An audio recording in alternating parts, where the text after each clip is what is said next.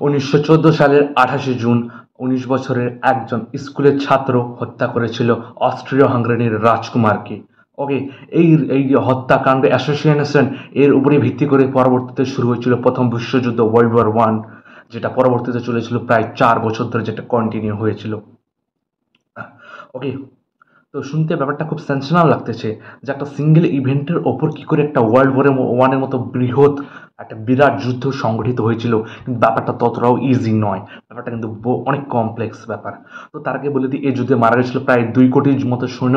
এছাড়াও এই যুদ্ধটি সংগঠিত হয়েছিল মেইনলি অনেক অ্যানসিয়েন্ট এম্পায়ার্সের মধ্যে, যার মধ্যে ছিল নানা ধরনের দেশ, মহাদেশ, কন্টিনেন্ট। ওকে, সো এগুলো মিলে কেন্দ্র করে যুদ্ধ হয়েছিল কি ওয়ার্ল্ড ওয়ার 1, যেটা চলেছিল প্রায় 4 বছর ধরে। সো সেই ওয়ার্ল্ড ওয়ার 1টা কি বিস্তারিত জানবো আমরা আজকের ভিডিওতে। তো তার আগে বলে দিই ব্যাপারটা কেমন ওয়ার্ল্ড ওয়ার 1-এর। একটা পাহাড়ের আশেপাশে অনেকগুলো ডাইনামিট আছে, ডায়নামাইট বম। ওকে, সো এখানে একটা সিঙ্গেল একটা মাচিস চালালাম, মাচিসটা আমরা ফেলে দিলাম। তো এবার কি হলো, ডায়নামিটগুলো সব ব্রাস্ট হয়ে গেল। এবার ব্রাস্ট হয়ে গেলে ফলে পাহাড়টাও ফেটে গেল। সো সেটার মধ্যে হচ্ছে প্রথম বিশ্বযুদ্ধটা। কিভাবে? কারণ সেখানে এই যে দেশলাই কাঠিটা ছিল, সেটাকে আমরা যদি রুট কজ বলি তবে কিন্তু সেটা নয়, সেটা ফেটেছিল কারণ সেখানে ছিল ডায়নামিট। তেমনি এই যে অ্যাসোসিয়েশনটা হয়েছিল, আমরা যদি এটাকে মেন কজ বলি প্রথম বিশ্বযুদ্ধের, তবে সেটা কিন্তু একদমই নয়। তো চলুন জেনে নেওয়া যাক আজকের ভিডিওতে প্রথম বিশ্বযুদ্ধ। January 1916. 140,000 men were assembling for the attack. In our wood, the front trenches will be taken in the first place. For 3 hours, the German heavy guns. At 7 in the morning, the bombardment switched. দিনে যদি আমরা ইউরোপের ম্যাপে দেখি, তাহলে একদম মাঝখানে আমরা দেখতে পারবো অস্ট্রিয়ান হাঙ্গেরিয়া।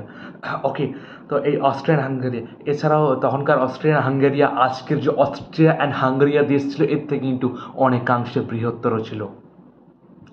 এছাড়া তখনকার দিনে জার্মানি এম্পায়ার আজকের জার্মানি দেশের থেকেও কিন্তু অনেক বৃহৎ ছিল। এছাড়াও জার্মানি ছাড়াও তখন পোল্যান্ডের কোনো দেশ ছিল না নির্দিষ্ট। তাছাড়া তখনকার ছিল অটোমান এম্পায়ার, অটোমান সাম্রাজ্য, যেটা আজকের দিনে তুর্কি নামে পরিচিত। এছাড়াও ইউনাইটেড কিংডম ফ্রান্স ছিল। ঠিক আছে, তো এদের মধ্যে তখন কী ছিল, মোনার্কি, রাজতন্ত্র কিন্তু প্রচলিত ছিল, অর্থাৎ রাজার আন্ডারে সব কিছু নির্বাচিত হতো, রাজার আন্ডারে শাসন কার্য চলতো। অর্থাৎ তখন কিন্তু গণতন্ত্র, ভারতে যেটা চলছে এখন, ভারত একটা গণতান্ত্রিক দেশ, সেটা তোমরা জানো। তো ভারতের মতো তখন কিন্তু গণতন্ত্র যে ব্যাপারটা, ডেমোক্রেসি, সেটা কিন্তু আসেনি সমস্ত। তবে ব্যতিক্রম রয়েছে। ব্যতিক্রম কি, 3টা দেশ রয়েছে ব্যতিক্রম 3টা দেশ কি, ফ্রান্স, সুইজারল্যান্ড, সান মারিয়া। এই 3টা দেশ ছিল ব্যতিক্রম। এছাড়া আমি যদি ইস্টার্ন ইউরোপের পার্টে যদি চলে যাই, তাহলে সেখানকারিয়া, সার্বিয়া, বোসনিয়া, রোমানিয়া, এগুলাকে ব্যালকানিক কান্ট্রিও বলা হতো। ঠিক আছে, এগুলোকে মনে রাখবো, এগুলো কিন্তু আমাদের গল্পে কিন্তু একটা ইম্পর্টেন্ট রোল প্লে করবে, এই যে ইস্টার্ন ইউরোপের যে কান্ট্রিগুলো ছিল। তো এবার চলে যাই আমরা ব্যাকওয়ার্ড স্টেডিতে, অস্ট্রেলিয়ান হাঙ্গেরিয়াতে। তো 1878 সালে Russian empire versus Ottoman empire যুদ্ধ লাগলো। কি নিয়ে যুদ্ধ লাগলো? যে রাশিয়ান এম্পায়ার, এই যে ব্যালকানিক কান্ট্রিগুলো ছিল, এগুলো ব্যালকানিক কান্ট্রিগুলোকে হেল্প করতেছিল অটোমান এম্পায়ার থেকে বিভাজিত হয়ে যেতে। ঠিক আছে, এই নিয়ে তাদের মধ্যে 1908 সালে অস্ট্রো হাঙ্গেরিয়া আবার কি বসনিয়া অ্যান্ড হের্জেগোভিনাকে দখল করে নেয়। ঠিক আছে, হের্জেগোভিনাকে দখল করে নিয়ে এই সময় একটা পলিটিক্যাল কার্টুন খুব ফেমাস রয়েছে, যেটা তোমরা স্ক্রিনে দেখতে পাচ্ছ। এই পলিটিক্যাল কার্টুনে কি, যে অটোমান সুলতান খুব হেল্পলেস ফিল করতেছে, কারণ তাদের কান্ট্রিতে ইটারনাল প্রবলেমস দেখা দিচ্ছে ভেতরে, কি যে রেভলিউশন ঘটতেছে। এবং অলরেডি এখানকার একটা দেশ বুলগেরিয়া, যেটা কিন্তু এখান থেকে পার্ট থেকে বেরিয়ে একটা স্বাধীন দেশে পরিণত হয়েছে, বুলগেরিয়া, যেটা তোমরা দেখতে পাচ্ছ পাশে। এবার যে বসনিয়া অ্যান্ড হের্জেগোভিনা ছিল, এটার পর কি অস্ট্রেলিয়ার মহারাজা কি বুলগেরিয়া অ্যান্ড যে বসনিয়া আর যে হচ্ছে হের্জেগোভিনা, এটাকে দখল করার জন্য এবার চলে আসে। এখানে ম্যাপটা থেকে দেখতে পাচ্ছ, ছিঁড়ে নিচ্ছে, এগুলো থেকে দখল করতেছে। এবার যে এই যে বসনিয়া আর হের্জেগোভিনা, এটা কিন্তু অলরেডি 400 বছর ধরে কিন্তু অটোমানের আন্ডারে রয়েছে।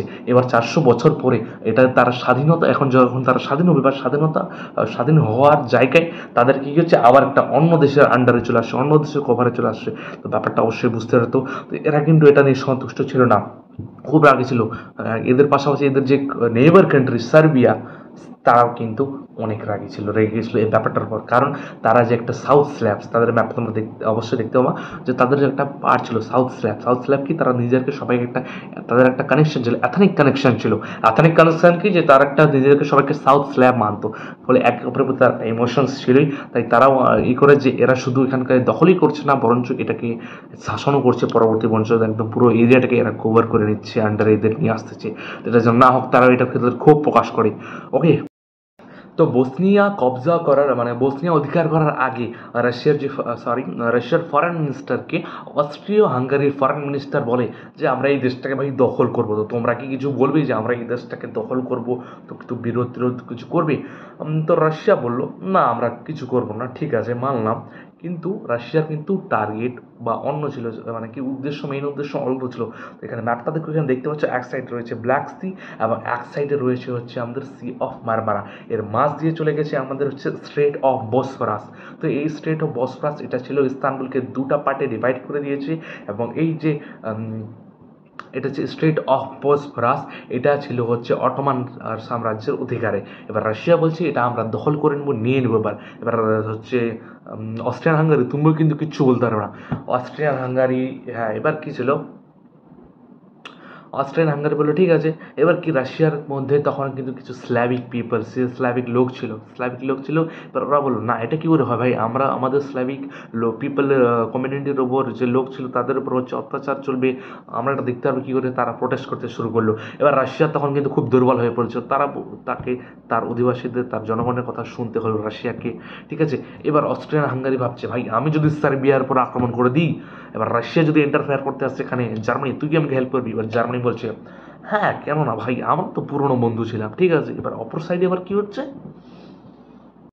অপর দিকে আবার রাশিয়া ফ্রান্সকে বলে দেখ, এখানে ব্যাপার কি হচ্ছে যে অস্ট্রিয়া হাঙ্গারি আছে, অস্ট্রিয়া হাঙ্গারি জার্মানিকে বলতে হচ্ছে, জার্মানির সাথে প্ল্যান করে যে বসনিয়ার উপর যে আমরা বসনিয়া দখল করলো অস্ট্রিয়ান হাঙ্গারি। এবার যখন সার্বিয়া ওটাতে হচ্ছে ক্ষোভ দেখাচ্ছে, তো এবার হচ্ছে অস্ট্রিয়ান হাঙ্গারি জার্মানিকে মিলে সার্বিয়াকে দখল করার প্ল্যান করছে।